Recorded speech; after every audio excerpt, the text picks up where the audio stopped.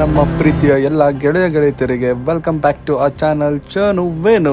ಇವಾಗ ನಾವು ಹೋಗ್ತಿರೋದು ಧನುಷ್ಕೋಡಿ ರೂಟಲ್ಲಿ. ರೂಟೇ ಇಷ್ಟು ಚೆನ್ನಾಗಿರ್ಬೇಕಾದ್ರೆ ಧನುಷ್ಕೋಡಿ ಇನ್ನೆಷ್ಟು ಚೆನ್ನಾಗಿರ್ಬೋದು ಅಂತ ಯೋಚನೆ ಮಾಡ್ತಾ ಹಾಗೆ ಮುಂದೆ ಹೋಗ್ತಾ ಲೆಫ್ಟ್ ತಗೊಂಡ್ರೆ ನಮಗೆ ವಿಭೀಷಣ ಟೆಂಪಲ್ಗೆ ಹೋಗೋ ದಾರಿ ಸಿಗುತ್ತೆ. ಅದು ಬರೀ ದಾರಿ ಅಲ್ಲ, ದಾರಿ ಎರಡು ಸೈಡಲ್ಲೂ ಸಮುದ್ರ. ಅದು ನೋಡೋದಕ್ಕೇನೆ ತುಂಬ ಚೆನ್ನಾಗಿತ್ತು.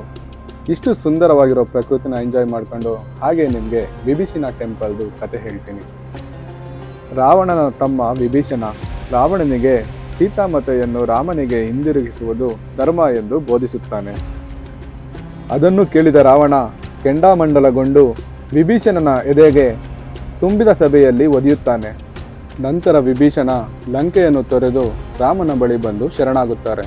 ಅದನ್ನು ನೋಡಿದ ವಾನರ ಸೇನೆ ಅವರ ಮೇಲೆ ಸಂದೇಹದಿಂದ ನೋಡ್ತಾರೆ. ಆದರೆ ರಾಮ ತನ್ನ ಬಳಿ ಯಾರಾದರೂ ಬಂದು ಆಶ್ರಯ ಕೇಳಿದರೆ ಅವರನ್ನು ಅಪ್ಪಿಕೊಳ್ಳುತ್ತಾನೆ ಎಂದು ಹೇಳ್ತಾರೆ. ರಾಮ ರಾವಣನನ್ನು ಯುದ್ಧದಲ್ಲಿ ಸೋಲಿಸಿದ ನಂತರ ವಿಭೀಷಣ ಅವ್ರನ್ನ ಇದೇ ಜಾಗಕ್ಕೆ ಬಂದು ಲಂಕೆಯ ರಾಜ ಎಂದು ಘೋಷಿಸುತ್ತಾರೆ. ಈ ಜಾಗನ ಕೋದಂಡ ರಾಮ ಟೆಂಪಲ್ ಅಂತ ಕೂಡ ಕರೀತಾರೆ. ಕೋದಂಡ ಅಂದರೆ ಬಿಲ್ಲು. ಈ ಜಾಗದಲ್ಲಿ ನಾವು ಬಿಲ್ಲು ಹಿಡಿದಿರುವ ರಾಮ, ಅವರ ಜೊತೆ ಸೀತಾಮಾತೆ, ಲಕ್ಷ್ಮಣ ಹಾಗೂ ವಿಭೀಷಣ ಅವರ ವಿಗ್ರಹಗಳನ್ನು ನೋಡ್ಬೋದು. 1964 ಸೈಕ್ಲೋನ್ ಬಂದು ಇಡೀ ಧನುಷ್ಕೋಡಿನೇ ಹಾಳಾಗೋಗಿರುತ್ತೆ. ಆದರೆ ಈ ಟೆಂಪಲ್ಗೆ ಏನೂ ಆಗಿರೋದಿಲ್ಲ. ಅದೇ ಇಲ್ಲಿರುವ ಪವಾಡ ಎಂದು ಎಲ್ಲರೂ ನಂಬ್ತಾರೆ. ಈ ಜಾಗದಿಂದ ಸ್ವಲ್ಪ ದೂರದಲ್ಲೇ ರಾಮ ಸೇತುವೆಯ ನಿರ್ಮಾಣ ಶುರು ಆಗಿರುತ್ತೆ. ನಾವಿವಾಗ ಹೊರಟಿರೋದು ಇಂಡಿಯಾಸ್ ಲಾಸ್ಟ್ ವಿಲೇಜ್ ಅಂತಲೇ ಫೇಮಸ್ ಆಗಿರುವ ಧನುಷ್ಕೋಡಿ ಕಡೆಗೆ. ಹಾಗೆ ಮುಂದೆ ಹೋಗ್ತಾ ನಮಗೆ ರಾಮರ ಪಾದ ಕಾಣಿಸುತ್ತೆ. ಅಲ್ಲಿ ನಾವು ರಾಮರ ಪಾದಗೆ ನಮಸ್ಕಾರ ಹಾಕ್ಕೊಂಡು ಅಲ್ಲಿಂದ ಹಾಗೆ ಮುಂದೆ ಬರ್ತಿರುವಾಗ ಧನುಷ್ಕೋಡಿಯ ಹಳೆ ಬಿಲ್ಡಿಂಗ್ಗಳು ಹಾಗೂ ಸೈಕ್ಲೋನಲ್ಲಿ ಎಫೆಕ್ಟ್ ಆಗಿ ಮುರಿದು ಬಿದ್ದಿರುವ ಚರ್ಚ್ಗಳು ಎಲ್ಲ ಕಾಣಿಸುತ್ತೆ. ಅಲ್ಲಿಗೆ ಹೋದ್ಮೇಲೆ ನಾನು ಅಲ್ಲಿ ಮುರಿದು ಬಿದ್ದಿರುವ ಎಲ್ಲ ಬಿಲ್ಡಿಂಗ್ಗಳು ನೋಡಿದ್ಮೇಲೆ ಅನಿಸಿದ್ದು, ಹೇಗೆ ವಿಭೀಷಣ ಟೆಂಪಲ್ ಮಾತ್ರ ಅಷ್ಟು ಸ್ಟ್ರಾಂಗ್ ಆಗಿ ಅಲ್ಲಿ ನಿಂತಿದೆ ಅಂತ. ಖಂಡಿತ ಅಲ್ಲೊಂದು ಡಿವೈನ್ ಪವರ್ ಇದೆ. ಅಲ್ಲೋದ್ಮೇಲೆ ನನಗೊಂದು ಸ್ಕೂಲಲ್ಲಿ ಟಂಗ್ ಟ್ವಿಸ್ಟರ್ ಹೇಳಿದ್ದು ನೆನಪಾಯಿತು. She sells sea shells by the sea shore. ಅಲ್ಲಿಂದ ನಾನು ಹೋಗಿದ್ದು ಇಂಡಿಯಾದ ಲಾಸ್ಟ್ ವಿಲೇಜ್ ಧನುಷ್ಕೋಡಿ. ಧನುಷ್ಕೋಡಿಯ ಕಾರ್ನರಲ್ಲಿ ಕೂತ್ಕೊಂಡು ಸಮುದ್ರನ ನೋಡ್ತಿರೋದೇ ಒಂಥರ ಮಜಾ. ಲೆಫ್ಟಲ್ಲಿ ಬೇ ಆಫ್ ಬೆಂಗಾಲ್, ರೈಟಲ್ಲಿ ಅರೇಬಿಯನ್ ಸಿ ಹಾಗೂ ಇನ್ ಬಿಟ್ವೀನ್ ಇಂಡಿಯನ್ ಓಷನ್. ನಾನು ಹೋಗಿದ್ದ ದಿನ ಧನುಷ್ಕೋಡಿ ತುಂಬಾ ಕ್ರೌಡೆಡ್ ಆಗಿತ್ತು. ತುಂಬ ಜನ ಫ್ಯಾಮಿಲಿ ಜೊತೆ ಬಂದಿದ್ದರು, ಒಂದಷ್ಟು ಫ್ರೆಂಡ್ಸ್ ಗ್ಯಾಂಗ್ ಬಂದಿತ್ತು, ಸ್ಕೂಲ್ ಟ್ರಿಪ್ಗೆ ಮಕ್ಕಳು ಬಂದಿದ್ದರು. ನೋಡೋದಕ್ಕೇ ತುಂಬ ಖುಷಿ ಆಗ್ತಾ ಇತ್ತು. ಹಾಗೆ ನಮಗೆ ಸಮುದ್ರದಲ್ಲಿ ಒಂದು ಆಮೆ ಕಾಣಿಸ್ತು. ನೋಡೋದಕ್ಕೆ ತುಂಬಾ ದೊಡ್ಡದಿತ್ತು. ಝೂಮ್ ಹಾಕಿ ಅದರ ವಿಡಿಯೋ ಮಾಡಿದೆ. ಅಲ್ಲಿಂದ ನಾನು ನೆಕ್ಸ್ಟ್ ಹೊರಟಿದ್ದು ಲೈಟ್ ಹೌಸ್. ಈ ಲೈಟ್ ಹೌಸು ಮಧ್ಯಾಹ್ನ ಲಂಚ್ಗೆ ಮುಚ್ಚಿದ್ರು. ಹೊರಟ್ಬಿಡೋಣ ಅಂತ ಅಂದ್ಕೊಂಡೆ. ಆದರೂ ಒಂದ್ಸಲ ಇಲ್ಲಿವರೆಗೂ ಬಂದಿದ್ದೀನಿ ಅಂತ ವಿಸಿಟ್ ಮಾಡಿ ಹೋಗೋಣ ಅಂತ ಡಿಸೈಡ್ ಮಾಡಿಕೊಂಡೆ. ಅದು ನನ್ನ ಲೈಫ್ನ ಬೆಸ್ಟ್ ಡಿಸಿಷನ್ ಅಂತ ಅನಿಸ್ತು. ಯಾಕಂದರೆ ಒಳಗಡೆ ಹೋಗ್ಬೇಕಂದ್ರೆ ಸ್ಟೇರ್ಕೇಸ್ ಹತ್ತಿ ಹೋಗ್ಬೇಕಂತ ಏನಿಲ್ಲ, ಅಲ್ಲಿಂದ ಲಿಫ್ಟಲ್ಲೇ ನಮ್ಮನ್ನ ಕರ್ಕೊಂಡು ಹೋಗ್ತಾರೆ. ಫೀಸು ತುಂಬ ನಾಮಿನಲ್. ನಾನು ಇದನ್ನು ಎಲ್ರಿಗೂ ಮಸ್ಟ್ ಟ್ರೈ ಅಂತ ಹೇಳ್ತೀನಿ. ಅಲ್ಲಿಂದ ನಾನು ನೋಡ್ರಿ ಒಂದು ವ್ಯೂ ಸಕ್ಕದಾಗಿತ್ತು.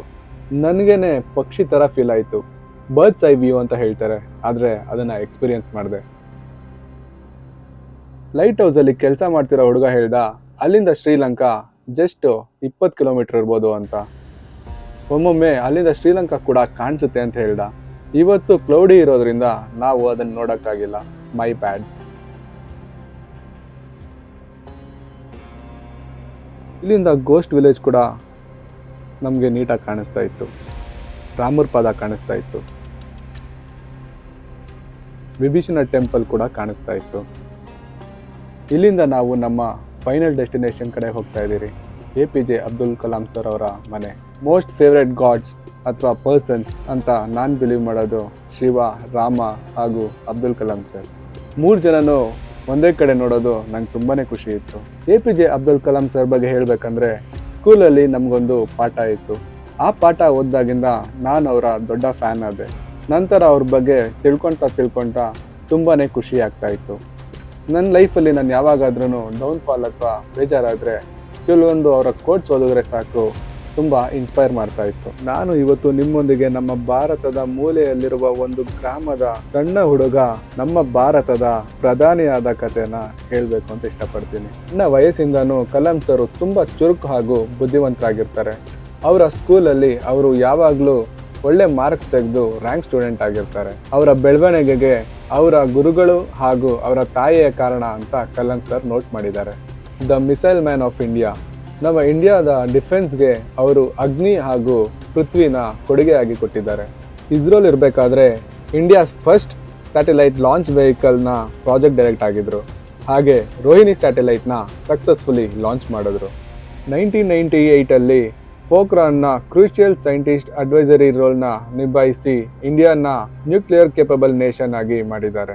2002 ಇಂಡಿಯಾಸ್ 11th ಪ್ರೆಸಿಡೆಂಟ್ ಆಗಿ ಅವರು ಆಯ್ಕೆಯಾಗಿ ಪೀಪಲ್ಸ್ ಪ್ರೆಸಿಡೆಂಟ್ ಅಂತ ಹೆಸರು ಮಾಡಿದ್ರು.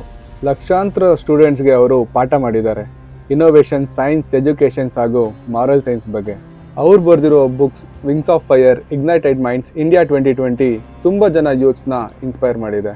ಕಲಾಂ ಸರ್ಗೆ India's highest civilian award Bharat Ratna ಕೂಡ ಸಿಕ್ಕಿದೆ. ಅದ್ರ ಜೊತೆಗೆ 40 honorary doctorates from different universities ಹಾಗೂ ಅವರ ಏರೋಸ್ಪೇಸ್ ಹಾಗೂ ಡಿಫೆನ್ಸ್ ಅಚೀವ್ಮೆಂಟ್ಸ್ಗೆ ಇಡೀ ಪ್ರಪಂಚದಿಂದ ರೆಕಗ್ನಿಷನ್ಸ್ ಸಿಕ್ಕಿದೆ. 1 ಡಿಗ್ರಿನ ಸಿಕ್ಕಾಪಟ್ಟೆ ಬ್ಯಾಕ್ ಸಿಕ್ಕೊಂಡು ಪಾಸ್ ಆಗೋ ಈ ಕಾಲದಲ್ಲಿ 40 ಡಾಕ್ಟರೇಟ್ಸ್ನ ತಗೊಂಡಂತ ಕಲಾಂ ಸರ್ ನಮ್ಮನ್ನ ಬಿಟ್ಟೋಗಿದೆ ಹೇಗೆ ಗೊತ್ತಾ? ಅದನ್ನು ಮಕ್ಕಳಿಗೆ ಪಾಠ ಹೇಳ್ಕೊಡ್ತಿರುವಾಗ.